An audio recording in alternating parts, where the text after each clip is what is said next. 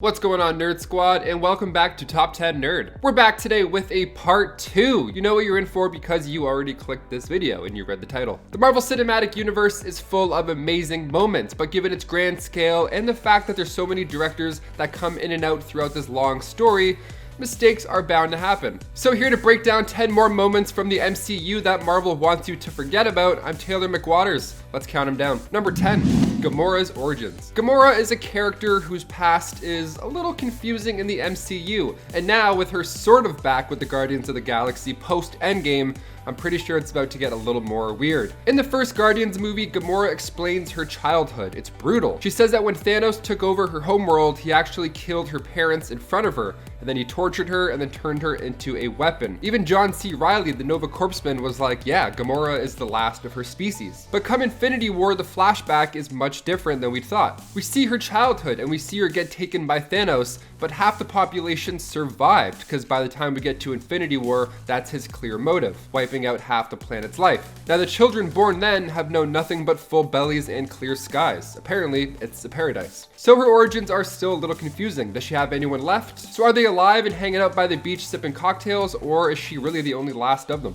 Who knows? Number 9, Tony and Pepper split. One of my favorite MCU films is Civil War. It felt dark. The Avengers were facing all these consequences after hucking cars around. It was a huge arc for Steve and Tony, especially right off the bat when Tony's giving a speech to some students, and then all of a sudden the Pepper Potts line comes up and Tony freezes. He wraps up the speech and he walks off stage, almost shell-shocked. So at this point it's official. Tony and Pepper are no longer together. Tony walks off stage all distracted because he carried some weight from Ultron into this movie. It made it felt very real. He didn't stop making suits because he didn't want to stop. Pepper's like, well, you chose, peace. And then Spider-Man Homecoming comes rolling around and Pepper Potts comes from out of nowhere, all lovey-dovey, and they're back together.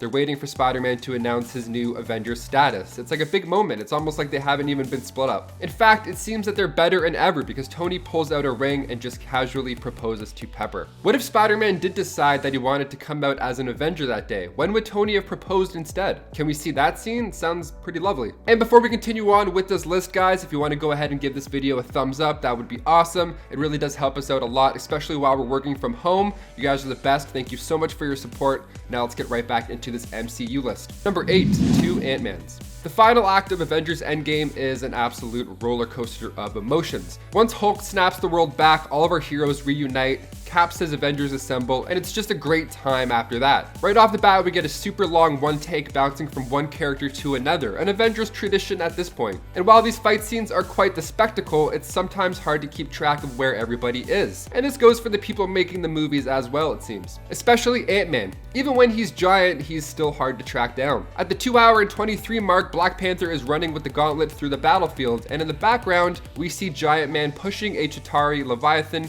back through a portal. Pretty awesome. Only a minute earlier though, we just saw Scott Lang in normal size hotwiring the quantum tunnel van, a process that would have taken him 10 minutes to do so, says Scott. There's been a theory that maybe it was Lewis and he came back and then took a suit and then got giant and helped out, but I think that's just fans trying to cover up Marvel's blunder here. It's a massive scene. I mean, I didn't notice it the first few times I watched it, so hey, keep it up, you're fooling us. Number 7, Capitol Hill. A lot of people give Iron Man 2 a hard time, and while sure it's not the best superhero sequel, it had its moments, it had fun moments. A great moment when it comes to character development for Tony was when he was called to testify before the United States Senate Armed Services Committee.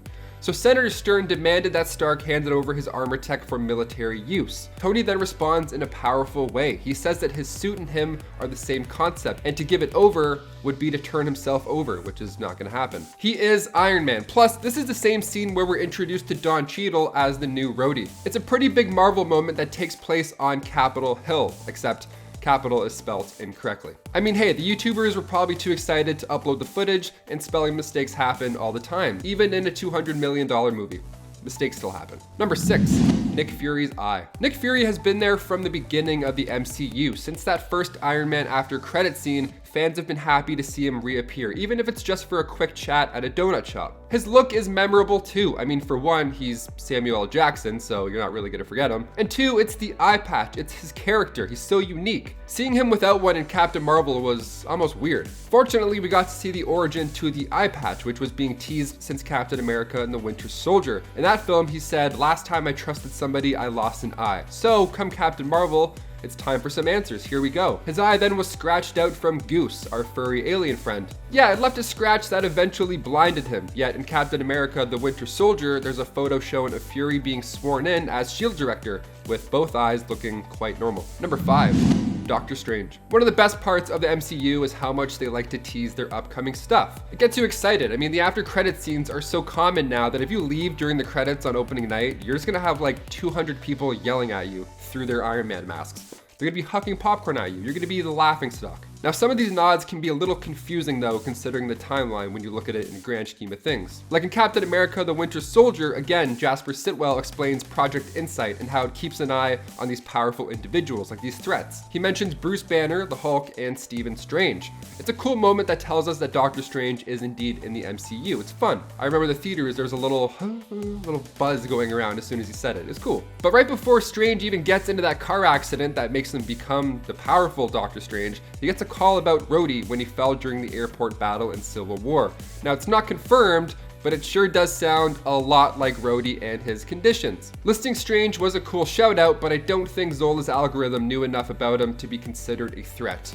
Yet. Number 4, Nano Technology. Tony Stark's tech has gotten so much better over these years. I mean, even the suitcase suit back in Iron Man 2, like my jaw dropped the first time I saw it. I was like, how is this possible? This is insane. And then come Iron Man 3, Tony's suit is absolute trash. It gets him in all this trouble. It's a prototype suit, and that's the one that he chooses to wear after threatening the Mandarin.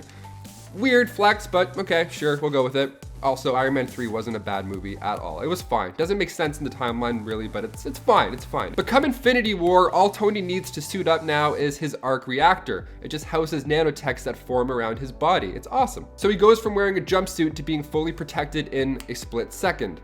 How neat. But a shot in Infinity War could mean that his jacket is made of nanotech as well. Either that or it's a continuity mistake. Either that or it's a filming error. Tony's jacket goes from resting comfortably over his shoulders to, well, who knows? Maybe Happy took it in that weird deleted scene where he rolls up in a golf cart.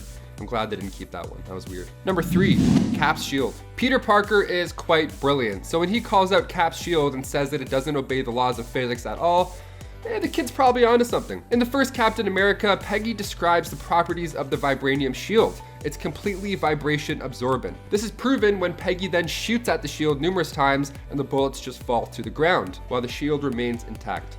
Lovely, what a lovely piece of weaponry. And then in Captain America, the Winter Soldier, the shield reflects the bullets back at the enemies. Both great scenes, but confusing logic for the shield. But perhaps one of the most confusing moments is in Avengers Endgame, where Thanos has just ripped Cap's shield to pieces with his sword. It was a big, oh my god moment because we were told up until this point that the shield was basically unbreakable. This made us really look at Thanos and get afraid. We're like, oh, he just ripped apart his shield. Cap's for sure gonna die, he's done. But then once the Avengers reunite in a quick overhead shot, we can see Cap's shield in the background, and it looks to be in much better shape than moments earlier. This act was probably a nightmare to film and edit, so we're gonna forgive them when it comes to this shot. But Strange still having the Eye of Agamotto, that one we could talk about a little bit. Number 2, Pym particles. The time heist is a treat for MCU fans. We get to revisit fun moments in past films, even movies that fans didn't like that much, like Thor: The Dark World. We still got to go back and have some fun with that as well. Tony sees his dad and he has a heart-to-heart. Cap fights Cap and says Hail Hydra.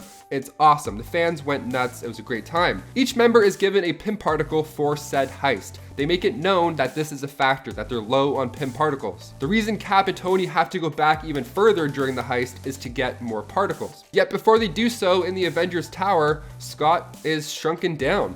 Right when Hydra comes in to take the staff, he's already small. That's when he talks about Cap's butt. They make it clear that Scott accidentally used one of these trips in the lab prior to the heist. So when Steve and Tony go back, Steve grabs extras, which explains the final battle. But how is Ant-Man able to shrink at the start of the New York heist when they were so low on Pym particles? Number 1, more Pym particles. And we're back to more Pym particles because a lot of these things don't make sense sometimes. In the first Ant-Man film, we hear numerous times the science behind the Pym particles. Because if you're gonna watch these amazing fight scenes, you have to at least understand the science behind them. So it's told to audiences twice that Pym particles shrink the space between atoms and not the atoms themselves. The weight doesn't change. So when Ant-Man is standing on Tony's shoulder complimenting Steve on his American glutes, he's probably the same weight. One of the most confusing Pym particle problems that we faced was actually in the first Ant-Man film, when it's revealed that Hank Pym's keyring is actually a functional tank. Old Tank Pym. So either Michael Douglas is just jacked and he's got these super strong hips, or the Pym particles and the weight, they just change it when they need to for the plot. Because these movies are far-fetched and it's fine, and we'll forgive these mistakes because most of the time these movies are just a load of fun. Guys, there you have it. Those are 10 more MCU moments Marvel wants you to forget about. But what other moments are we forgetting? Let us know in the comments down below so we can go and check them out ourselves. Also, let us know in the comments any future videos or topics you want us to cover. Thank you for watching. I've been your host, Taylor McWatters, and we'll see you next time on Top 10 Nerd. Peace.